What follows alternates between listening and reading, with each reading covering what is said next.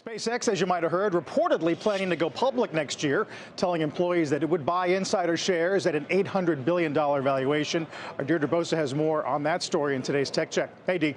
Hey, good morning, Carl. So I did reach out to SpaceX on those reports, and I'm waiting to hear back. But one thing is for sure, and that is that VCs are watching very closely. After years of muted IPOs, limited exits, the venture industry, it is still starved for real liquidity events, and this would certainly be that. One VC and former banker tells me that there's still plenty of capital available and that a SpaceX IPO would not actually drain the system. In his words, we're still running well below average annual capital raised, and 2026 could shape up to be a very big year. Now, from that view, SpaceX could act as a catalyst, not a constraint, especially as some very large private companies continue to sit on the sidelines. He notes, though, that many of them still prefer to not go public. SpaceX bucks that trend, and that certainly backs up a lot of the conversations that I have with other VCs and founders here on a regular basis.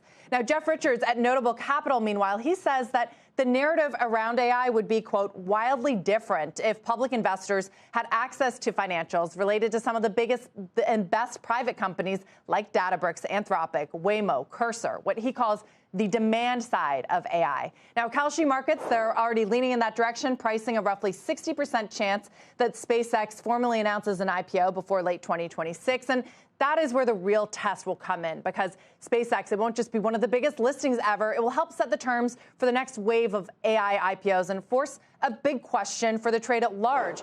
And that is, are public markets willing to fund strategic, capital-intensive companies with massive capex and delayed profits? Now, those are similar economics that are sitting under the AI model training and infrastructure build-out right now. Guys, another possible winner here, Tesla shareholders. Musk has said that if any of his companies would go public, he would prioritize longtime shareholders of his other companies. No details or structure, but does raise the possibility of a backdoor benefit.